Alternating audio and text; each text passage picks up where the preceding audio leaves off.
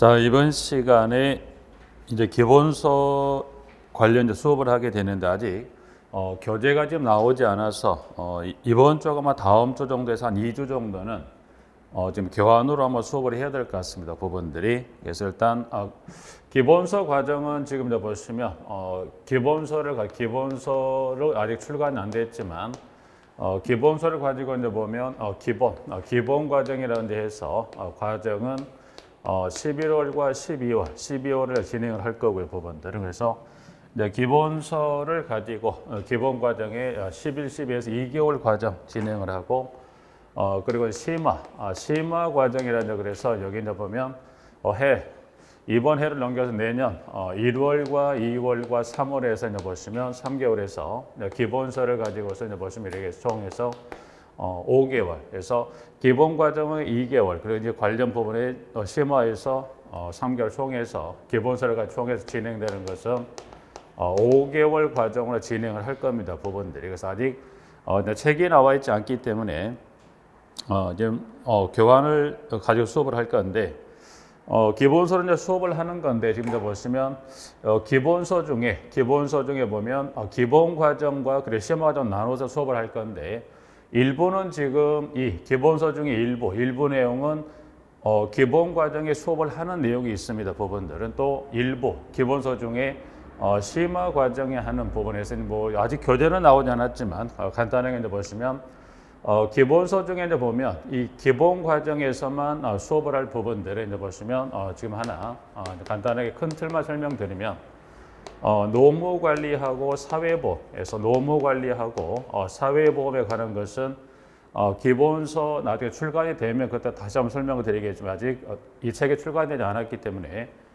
기본서 중에 노무 관리하고 이 사회보험에 관한 규정은 어느 과정에서 지금 보신 기본 과정인 11, 12월에 여기는 전체 설명할 수 있는 거 설명을 다 하고 마무리를 좀 지을 겁니다. 부분들은. 자, 그리고 그러면 심화 과정에서 요 기본서 중에 어떤 내용을 이때 정리할 거냐 그래서 보시면 이제 보면 건축 설비에 관한 부분을 하고 그리고 이제 교재상 아직 전체가 나오지 않았기 때문에 어떻게 이제 편제가 되어 있는가 정확히 알 수 없겠지만 일단 건축 설비 부분을 하고 그리고 공동택 관련해 여러분이 보시면 1차 그 건축 고조편하고 일부 중첩이 되는 뭐 결로라든가 결로 등의 뭐 백화, 방수 등의 이런 결로 등과 관한 부분은 여기는 이제 심화 과정을 넘겨서 수업을 할 겁니다. 그래서 전체적인 부분을 다 하는 게 아니라 여기 노무하고 사회보험 어느 과정에서 기본 과정에 설명해서 전체를 다 설명을 하고 심화 때는 이 부분을 설명하지 않고요. 그리고 심화 때는 이제 보신 대로 건축 설비하고 이 결로 등에 관한 부분은 어느 과정에서 여기 이 기본 과정에 수업하지 않고 어느 과정에서 수업을 한다. 심화 과정에 수업을 들어가서 건축 설비에 관련된 이론이라든가 법령 그리고 이 결로를 포함한 이 결로 등에 관한 부분은 여기는 심화 과정에 수업을 하고요. 그럼 현재 여기 이 현재 노무 관리나 사회보험, 건축 설비 결로 등을 제외한 그 외 부분은 이 기본 과정과 심화 과정을 연계 학습을 해서 조금 더 기본 과정에 설명할 수 있는 설명을 드리고 그리고 심화로 넘길 수 있는 심화로 넘겨 수업하는 이 연계 이 학습으로 진행을 할 건데 기타 여기 설명 이 두 가지 부분은 현재 기본에서 여기는 심화해서 설명을 한다고 미리 또 말씀을 좀 드릴게요. 부분들은 차후에 책이 나오면 책을 통해 다시 한번 정확한 그 책 구성에 따른 장을 놓고 다시 한번 설명드리도록 하고요. 오늘은 지금 보고 계신 교환으로서 좀 정리를 한번 할 건데 일단 파트 1에 이제 해서 행정관리 파트가 좀 나와 있습니다. 부분들은.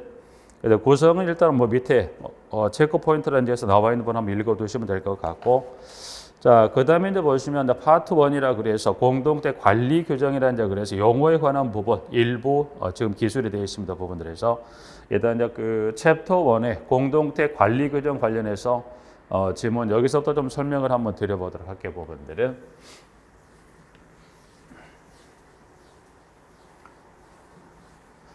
용어는 지금 이전 지금 보면 기초 과정 할 때 용어에 관한 부분을 설명드렸던 부분인데 그 용어 중에 이번 기본 설명할 수 있는 조금 더 그 설명을 다시 한번 드릴 거고요. 그리고 기초 과정에 했었던 용어 중에 뭐 그냥 넘어가도 될 수 있는 부분 좀 넘어가도록 하고요. 그래서 설명을 드리는 건데 챕터 지금 01에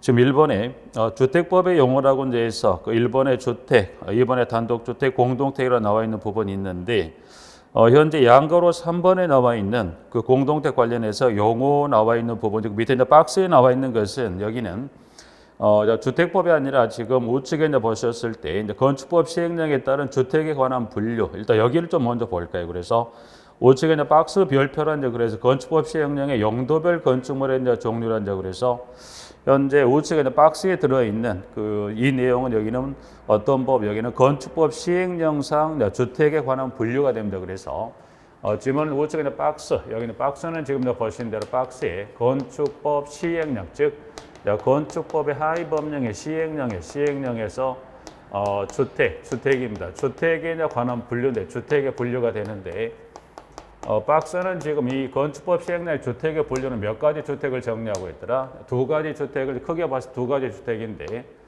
자 그럼 일단 그 두 가지 주택에 지금 1번에 단독주택하고 2번에 이제 공동주택이라는 이제 그래서 각각의 단독과 공동주택에 관한 분류 나눠 있죠. 그래서 지문은 이제 보시면 그 현재 그 교환에 갔을 때 보면 단독주택에 관한 종류 몇 가지가 있다. 두 가지에서 그 단독주택은 네 가지 나와 있죠. 그래서 그 다음에 두 번째는 뭐가 있냐면 공동주택에 관한 분류단자 그래서 공동주택 역시 마찬가지 분류가 몇 가지, 네 가지 있어요. 크게 봤을 때 여기서 두 가지란 것은 단독주택하고 공동주택은 각각 단독주택의 종류와 공동 다시 몇 가지가 나눠지더라. 네 가지 주택으로 분류된다는 걸 해서 일단 분류만 잠깐 볼까요? 1번에 지금 나와 있는 밑에 이제 그 네 가지를 하게 되면 협의의 단독주택의 가번의 단독주택하고 나번의 다중주택 그리고 다번의 다가구주택 그리고 라번의 공간에 따라 네 가지 이제 분류로 나눠진다는 거 하고 자 공동주택입니다. 자 공동주택 밑에 이제 가보니까 가나 다라에서 아파트, 연립주택, 다세대주택과 기숙사로 분류된다라고 해서 각각 네 가지 분류로 나눠지는 지문 하나 정리해 봐두시면 되는데 여기서 이제 보시면 그러면 일단 여기 단독주택과 공동주택에 관한 분류에 관해서 이제 보시면 여기 그러면 이 지금 현재 각각 네 가지 주택 중에서 단독주택은 정리할 부분들이 그 중에 가번의 협의의 단독주택하고 그리고 라번의 공간에 관한 건 분류 정도만 봐두시면 될 부분들을 그러면 나머지 주택 중에 이제 보면 나번의 다중주택하고 다번의 다가구 주택이라는 이제 그래서 두 가지 주택을 좀 살펴볼 건데요. 이제 그 중에 나번의 다중주택 다중은 지금 몇 가지 요건을 모두 갖춥니까? 그래서 다음의 요건이라는 데 그래서 밑에 나와 있는 방가로 1부터 방가로 4에 따라 네 가지 요건을 모았더라. 모두 갖춘 주택을 이거를 다중주택이라고 분류한다. 그래서 여기는 지금 방가로 1번부터 방가로 4번까지 이제 해서 1번 1번 한번 보시고 2번에 이제 보면 독립된 주거 형태를 갖추지 아니한 거라고 그랬어요. 그러면 독립된 주거 형태를 갖추지 않았다는 건 야간가로 그 지문에 가보니까 실별로 뭐는 들어갈 수 있습니까? 욕실은 설치할 수 있으나 뭐가 취사시설은 설치하지 아니한 걸 독립된 주거 형태를 갖추지 아니했다라고 표현한 것뿐이 그걸 한번 읽어봐 두시고 그 다음에 방가로 3번 방가로 3번에 이제 보시면 그 면적에 관한 규정과 층수에 관한 규정에 방가로 3번에 보셨을 때 자, 일개동의 주택으로 쓰이는 바닥 면적 합계가 얼마입니까? 여기는 지금 다 보시면 660제곱미터 이하이고 이제 층수가 몇 개 층? 3개 층 이하일 것 같아서 여기 이제 그 네 가지 중에 방가로 3번의 면적에 관한 규정과 층수에 관한 규정 하나 확인하시고 자 그리고 방가로 3번의 단서는 층수 제외에 관한 규정과 관련했을 때 이제 보시면 1층의 전부 또는 일부를 필로티 구조로 하여 주차장으로 사용하고 나머지 부분을 주택 외의 용도로 쓰는 경우는 해당 층을 주택의 층수에서 제외한다고 그랬어요. 여기 이제 층수 제외 규정 관련해서 보시면 방가로 3번에 1층의 전부 또는 일부를 무슨 구조? 필로티 구조. 그럼 여기 이 단독주택 중에 다가구 주택 관련한 요건 중에 뭐가 있더라? 층수 제외 규정 1층의 전부, 1층을 하게 되면 1층이 있다고 한다면 개념 정도만 잠깐 보시면 돼요. 1층이라면 지면에 잡은 어디가 1층이더라? 이 부분 여기가 1층인데 1층에 뭐더라? 전부. 그럼 1층에 여기 1층에 전부를 무슨 구조 여기를 필로티 구조, 필로티 구조. 필로티 구조로 여기를 하고 했다는 것은 결국 1층에 여기 그러면 이제 필로티 구조랑 어떤 구조더라? 이 건물을 뭘로 이렇게 내력벽이란 뭘로 기둥으로 또 받치는 형태의 구조를 무슨 구조? 필로티 구조. 그래서 이 필로티 구조는 여기를 용도는 여기는 무슨 용도? 그래서 여기 필로티 여기 용도를 여기는 무슨 구조? 여기를 주차장입니다. 주차장으로 사용했다. 그래서 여기는 1층에 여기 현재 전부 1층 여기 1층의 전부죠. 그래서 1층의 전부를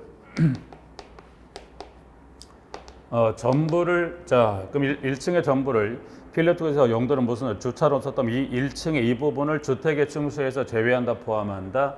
층수에서 여기는 제외하겠다. 그러면 자 층수는 어디서부터 1층을 산정할 거냐 했을 때 이때는 어떻게 되겠다는 이 물리적인 층수는 몇 층이 2층. 이 부분 여기가 물리적인 층수 2층이 되는 이 부분이 몇 층이 되면 여기가 1층이다. 그래서 여기서부터 층수를 산정하겠다 이제 부분입니다. 자, 그러면 전부를 쓰는 경우도 있지만 어떻게 할 때 일부를 쓰는 경우도 있다고 해서 일부. 그럼 일단 여기 1층의 일부, 1층 일부입니다. 1층. 그럼 여기다 이제 보시면 자, 건물이 있더라. 건물이 있으면 1층의 일부라고 그랬으니 여기 1층일 거고요. 1층의 일부. 그럼 여기는 전부가 1층의 일부라고 그랬으니 이 중에 일부만 이렇게 썼다. 그래서 일부만 이렇게 무슨 형태? 이와 같이 필로티 구조 무슨 용도? 조작 나머지 이 부분입니다. 그래서 그럼 여기를 무슨 용도? 여기를 주택에다 주택 위에다 주택 외의 용도로 썼다면 그래서 여기는 1층의 일부입니다. 일부를 썼다. 일부를 된다가 나머지 부분은 무슨 용도? 여기를 주택이 아닌 주택의 외의 용도로 썼다면 이 부분은 주택의 층수에서 제외한다 포함한다. 여기 제외하겠다. 그래서 여기도 마찬가지 방금 전부였듯이 마찬가지 층수 한정 어디가 1층이 되겠더라. 여기 물리적인 층수가 된 어디가 여기가 여기가 1층이 되는 거죠. 그래서 질문은 1층에 전부를 쓰거나 또는 어디 1층에 일부를 썼을 때 이 두 가지 어느 경우든 간에 무슨 구조? 필로티 구조 용도는 무슨 용도? 주차장입니다. 주차장. 그래서 이런 경우라면 층수에 제외한다 포함한다? 제외합니다. 그래서 이제 필로티 구조 관련해서 양가로 반가로 3번이 나와 있는 부분들이고 필로티 구조는 지금 여기 건축법 시행령상 관련 주택에 관련된 단독과 공도라는 부분 설명할 때 나온 필로티 구조 용도는 여기서 주차장으로 용도로 되어 있지만 주의하실 게 필로티 구조는 이제 보시면 실무 전부 및 걸째 크게 납부로 정리하실 때 이제 보면 여기서 한번 나오겠죠. 전체 총 이 세 개 이 개소의 이 필로티 구조라는 범위 나오기 때문에 용도는 지금 여기 이 건축법 시행령상 주택에 관한 분류를 정의하고 있을 때 나온 필로티 구조 용도는 무슨 용도? 주차장. 근데 주의할 것 필로티 구조 납부는 여기를 보면 총 3번이 나오는데 3가지 개소마다 용도가 같다 틀리다 다르기 때문에 여기 무조건 필로티 구조는 용도가 주차장으로 머리 아직 입력하지 마시고 어느 경우에만 용도가 주차장으로 한정됐다. 건축법상 주택 분리에 관한 이 필로티 구조 1층의 전부도 일부였을 때 용도는 무슨 용도?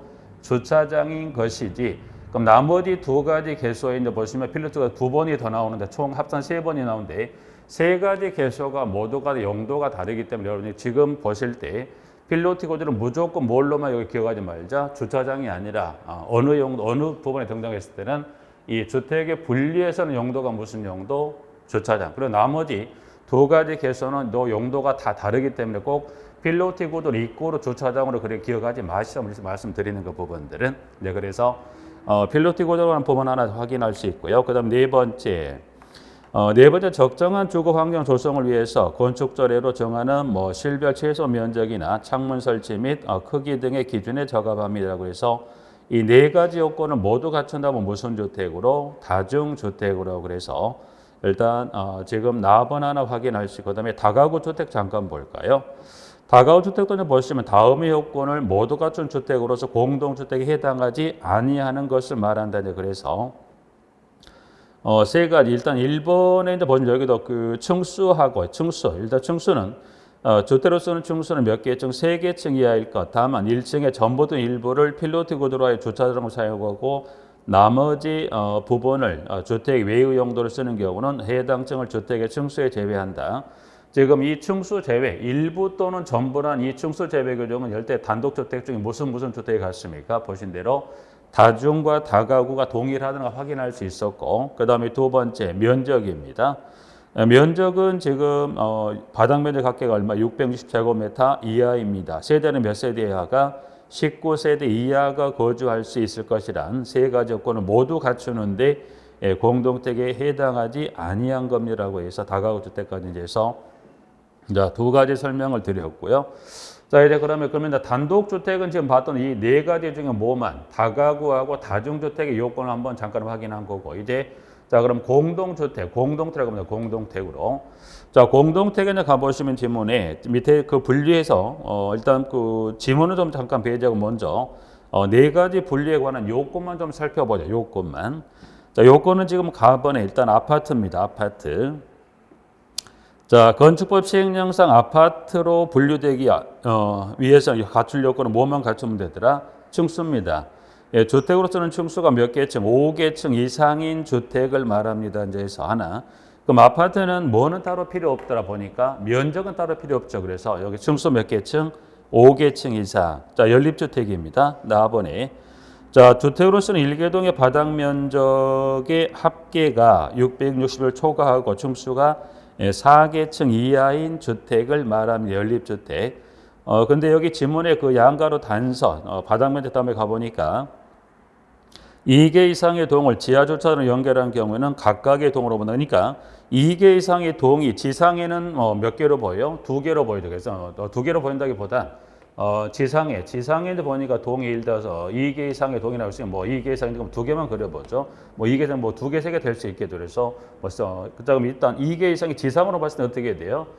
이게 동이 이게 별도 분리된 이 동이 땅 밑에 지하로 가니까 뭘로 연결됐다? 이게 지하 주차장으로 연결이 됐다면 그럼 이때는 예를 들어 2개라면 이 2개 동은 하나의 동으로 볼 거니 각각 별개의 동으로 볼 거니 이때는 각각 별개의 동으로 일단 지상으로 이렇게 분리가 됐다도 지하에 주차장으로 연결이 됐다 하더라도 이때는 지상인 이 2개 동은 각각의 별개의 동으로 본다는 의미만 좀 확인하시면 되고 부분들은 자, 그 다음 다세대 주택입니다. 보니까 여기도 지금 면적 660제곱미터 그 바닥 면적 합계 660제곱미터 이하이고 층수가 몇 개층?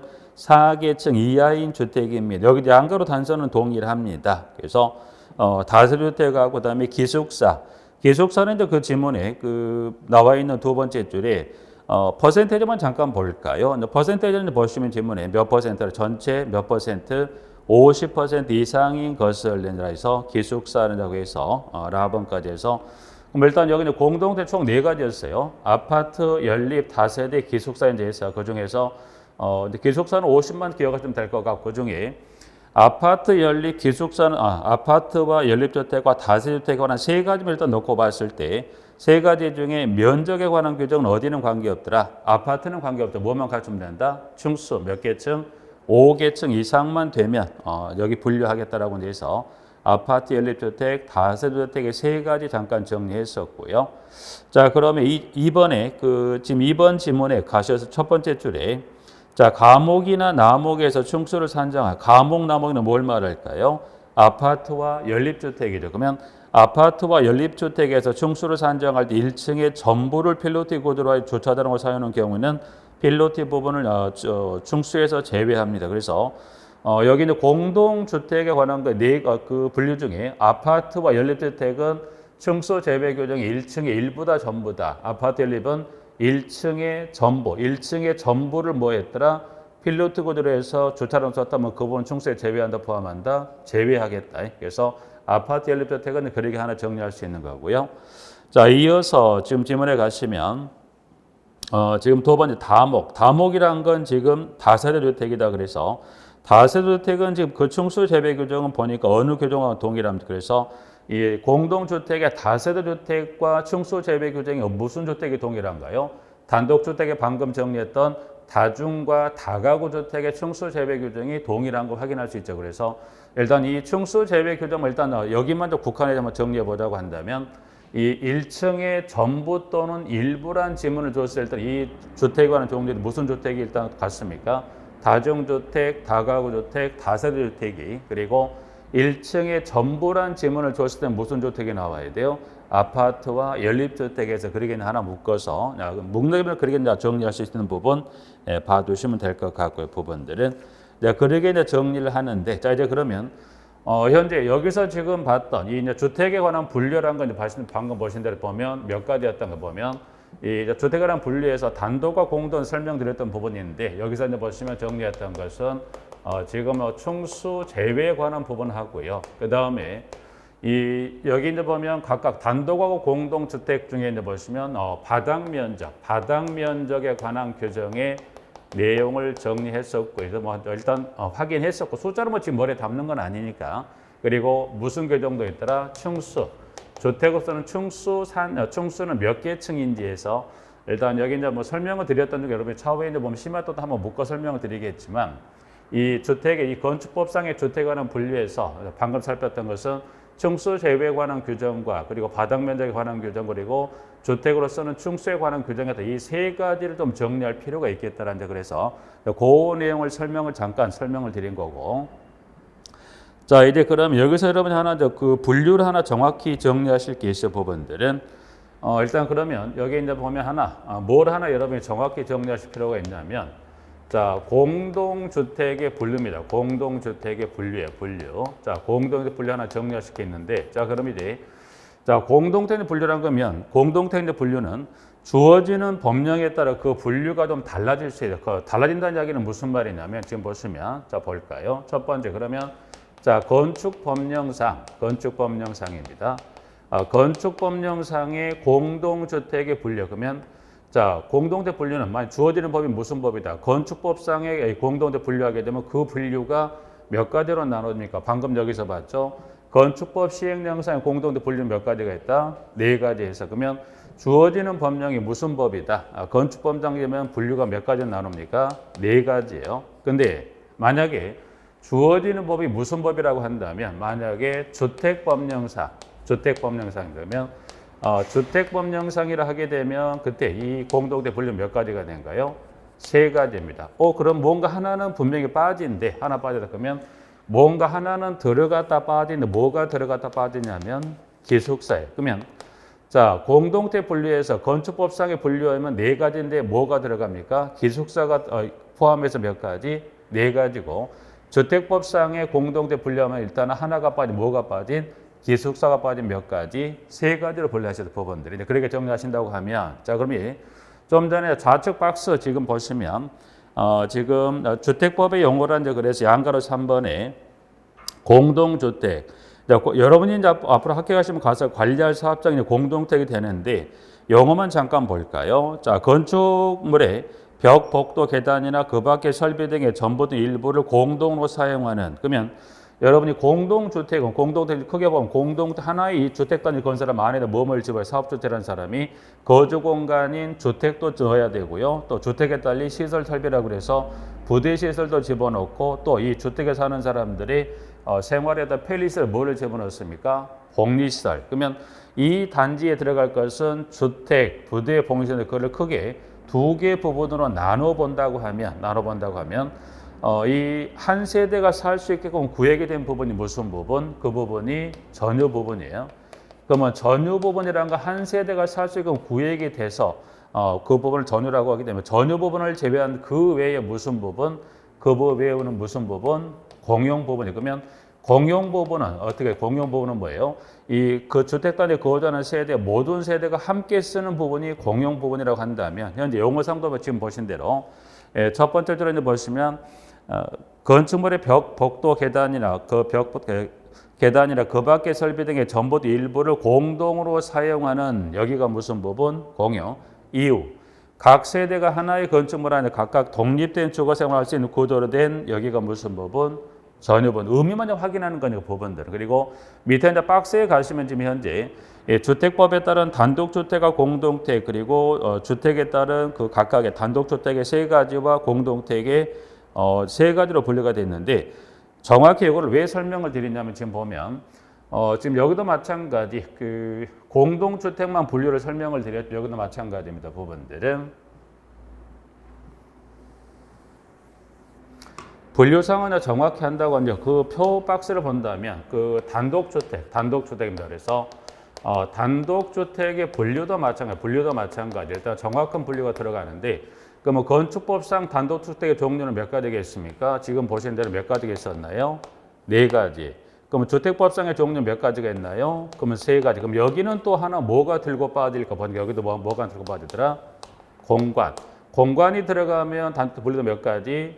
건축법. 그럼 공간이 빠지면 이게 그 빠진 몇 가지가? 세 가지가. 중요한 건 이 지금 여기 주택에 관한 분류에 관한 요건에 관한 거는 이 주택법상에 단순히 뭐만 분류해놨냐면 현재 여기 분류. 이 주택법상의 종류는 몇 가지가 있다 해서 공대 분류는 아파트, 연립주택, 다세주택이라고만 분류가 되어 있고 여기 그 주택법상의 분류는 뭐가 되어 있다? 세 가지라고 그래서 단독주택, 그 다음에 다중주택, 다가구주택이라는 데서 분류해 놨고요.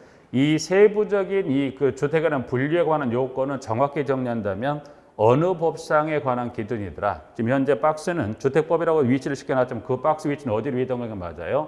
이 건축법상에서 현재 층수 재배 규정과 면적과 층수 규정으로 이동을 해야 맞죠. 법들에서 분류만 정확히 한번 할 필요가 있기 때문에 설명을 드린 거기 때문에 현재 지금 지금 그 교환 나온 이 박스로 되어 있는 이 박스로 지금 정리가 돼서 이렇게 보면 바닥 면적 등에 쭉 나누는 요 부분, 이 관한 부분은 여기는 무슨 법에 따라 요 분류가 좀 정리가 돼요. 건축법상에 따라 이 방금 설명드렸던 이 부분들을 이 층수와 면적에 하는 거 좀 분류하는 박스표. 그럼 결국 이 박스표는 무슨 법에 근거를 두고 이 박스표가 정리가 돼야 돼. 이게 건축법상 분류에 관한 요건을 박스로 정리하는 거지 무슨 법의 규정을 정의하고 있지 않다.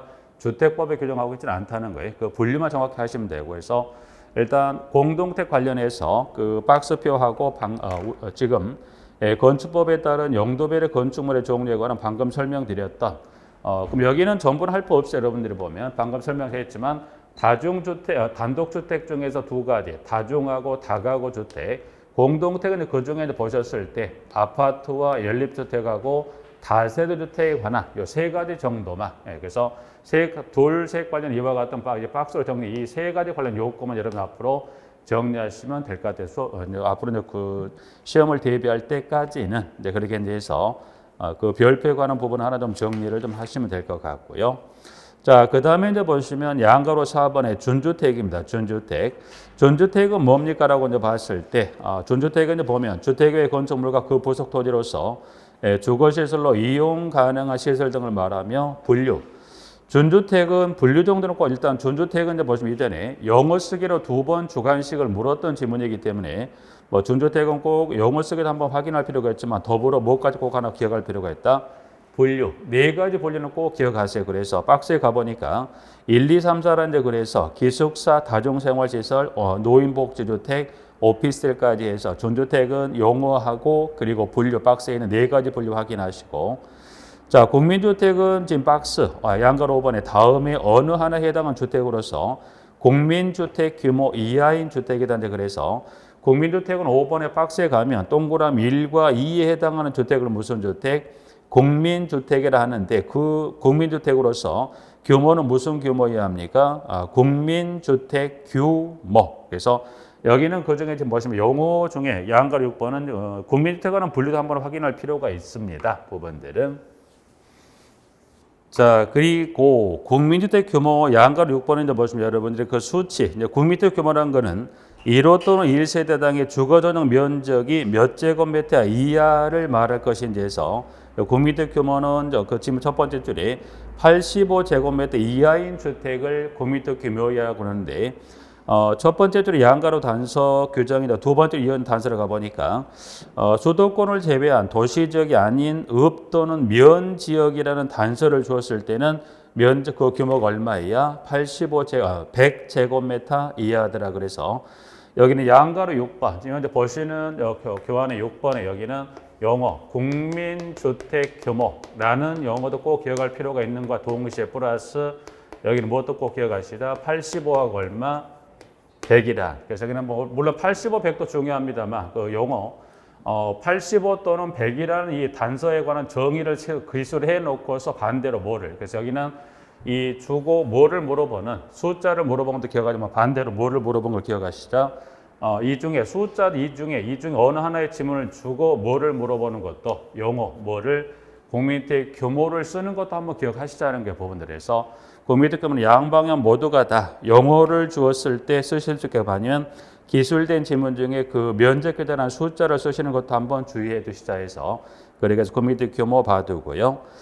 7, 8, 9 뭐 상업주택까지 쭉 하고 그 다음에 그 10번에 주택조합 주택조합은 지금 이제 지문에 가보시면 주택조합은 그 중에 세 번째 리모델링 주택조합입니다. 리모델링 주택조합. 그래서 공동체 소유자가 그 주택을 리모델링하기 위하여 설립한 조합을 뭐라 리모델링 주택조합입니다라고 나와 있습니다. 부분들은 보충은 여기는 좀 넘어갑니다. 여기는 이걸 지금 여기 갑자기 그 리모델링 관련 결의 요건을 설명해 여러분들이 이게 앞뒤 설명하기 이거 좀 여러분 이해하시기 어려우니까 요거는 지금 여기 용어만 좀 확인한 걸로 하죠. 그래서 조합은 지금 세 가지 지역, 직장, 리모델링 주택조합인데 실무 쪽에서는 그 중에 세 번째 리모델링 주택조합 관련 여기는 리모델링 관련할 때 이 리모델링 주택조합이 등장하기 때문에 그 용어만 정리하시고 보충란의 요 내용은 다음 해당 파트를 좀 설명을 드릴 거니까 여기 넘어가도록 하고 자 주택단지입니다. 주택단지 지금 나와 있는 대로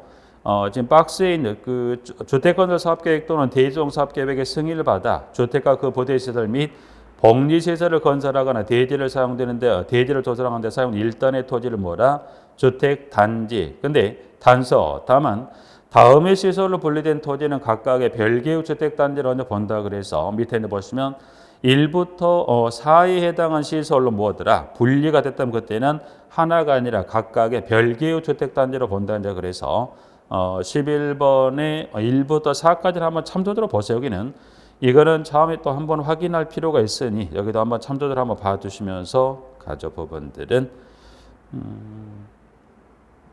여기는 그 중에서 그 네 가지 일단 1, 2, 3, 4 중에 보셨을 때 각각의 이제 별개의 주택 단지로 본다 했을 때 그 중에 동그라미 2번에 일반 도로 하게 되면 도로 폭이 얼마 20m 이상, 도시계획의 정도는 몇 m 이상 8m 이상인 그리고 1부터 4까지 시설에 준한 것으로서 대통령령으로 정한 시설이라는 그래서 그러면 대통령령으로 정한 시설이랑 밑에 이제 기술된 밑에 약간 음영을 주어진 기역, 니은, 디귿에 해당한 시설을 대통령령으로 정한 시설에 분류해놓고 그 중에 기역번만 잠깐 볼까요?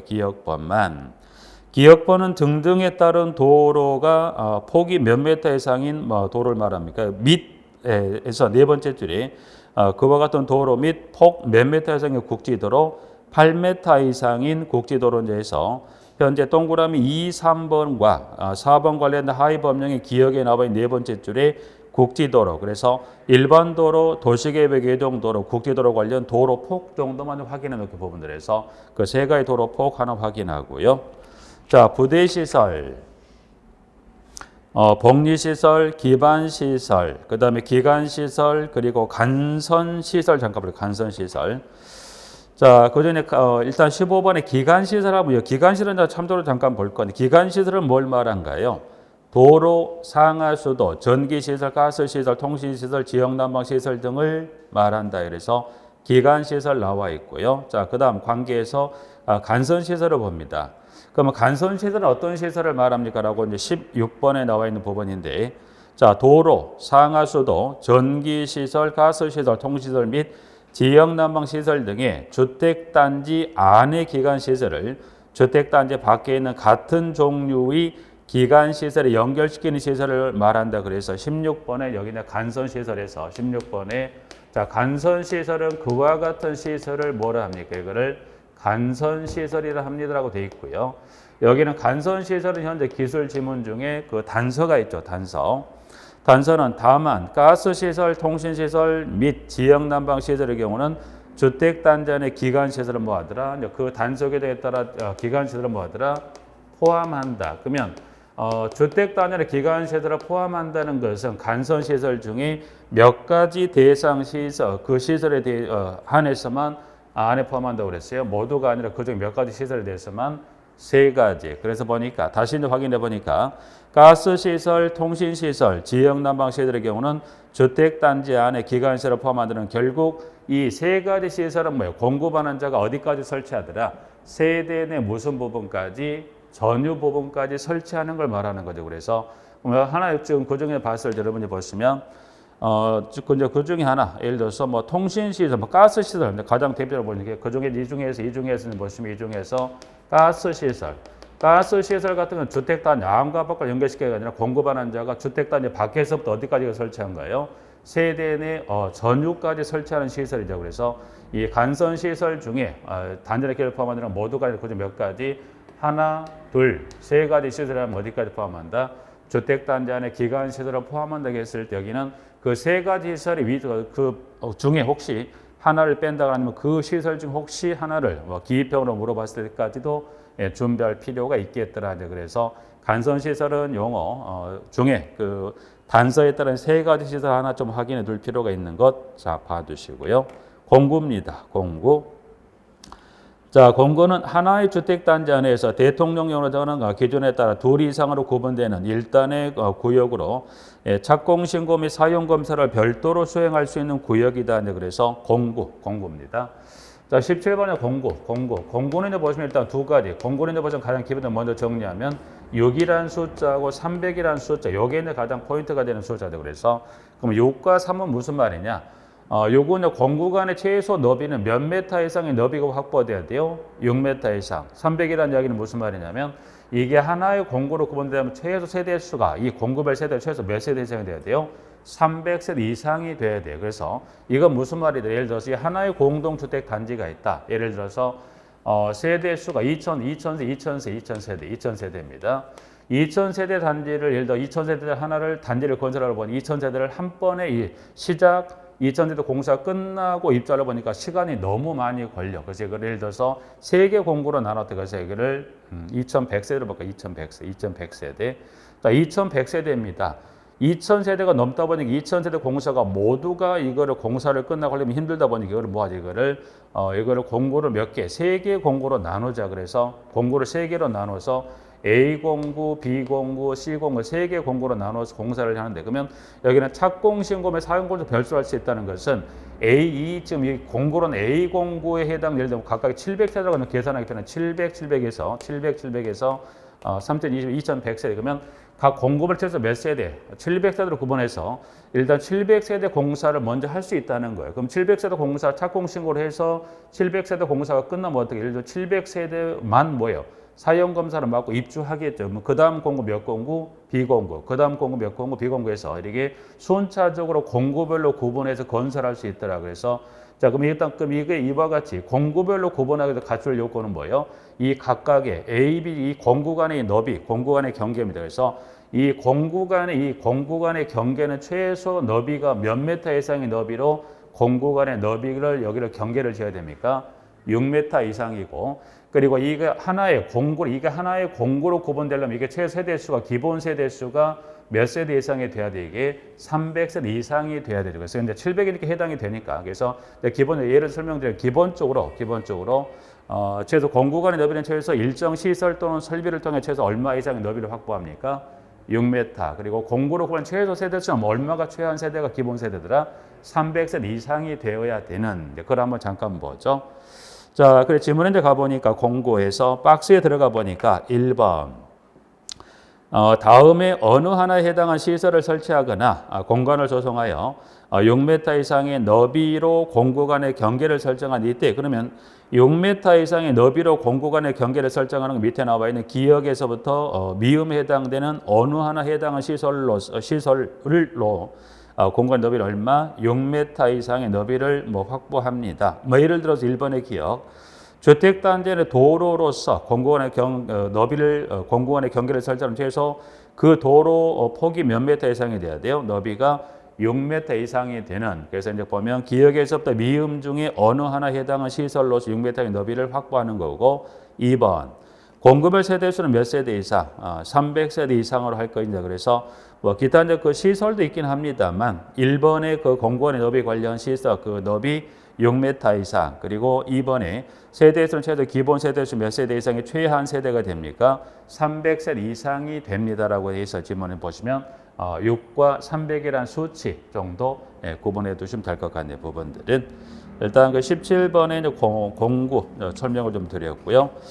좀 쉬었다가 18번에 나와 있는 이제 세대 구분형 공동택 관련한 부분 설명을 좀 드리도록 하겠습니다. 좀 쉬었다가 보시겠습니다.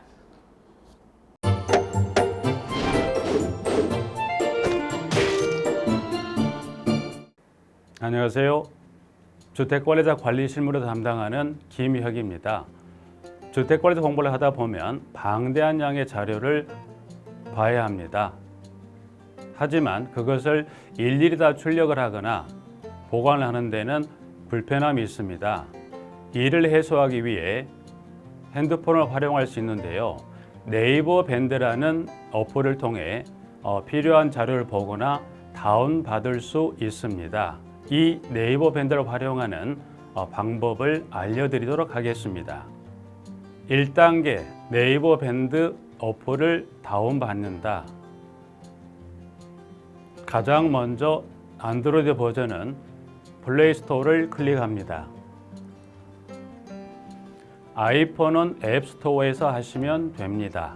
그 다음에 검색창에 네이버 밴드를 검색하시고 다운 혹은 설치를 클릭하시면 됩니다.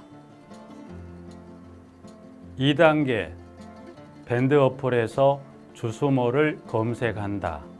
설치가 완료되면 어플을 눌러 밴드를 실행시키겠습니다. 밴드 어플 누르면 중앙 상단에 돋보기 모양의 아이콘이 보입니다. 이 돋보기 부분을 클릭하면 맨 위쪽에 하얀 공백이 생기는데요. 이곳을 눌러 주수모라고 검색을 합니다. 검색 결과로 주택관리사 수험생 모임이라는 밴드가 뜹니다. 검은색 바탕에 흰 글자의 밴드입니다. 여기를 누릅니다. 3단계 해당 주수모 밴드로 들어간다. 이 밴드는 주택관리사 공부하는 수험생들을 위한 밴드입니다. 수험생들을 위한 시험 정보나 자료가 업로드되어 있어 공부할 때 활용할 수 있는 밴드입니다. 보시는 것과 같이 공지사항이나 강의 자료가 제공되고 있습니다.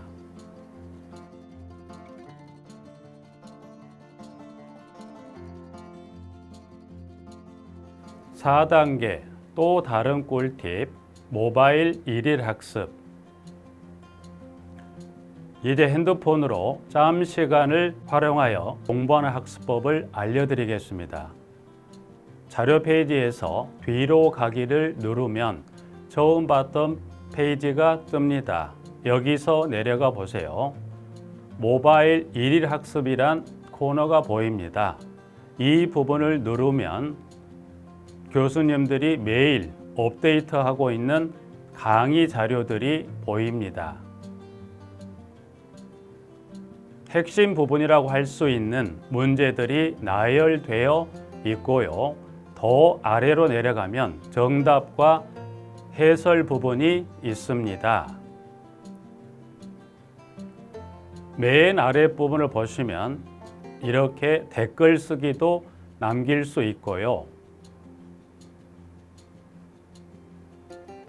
스마일 부분을 눌러 좋아요 표시할 수도 있습니다.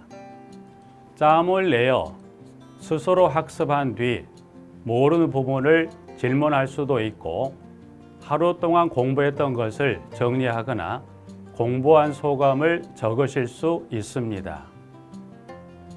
지금까지의 과정과 같이 주수모 밴드에 가입 시 매월, 매주, 매일 업데이트되는 다양한 양질의 자료들을 접하실 수 있습니다. 꼭 가입하시어 좋은 자료 많이 받으시고 여러분이 합격하시기를 진심으로 기원하겠습니다. 공동주택 관리실무 김혁 교수였습니다. 감사합니다.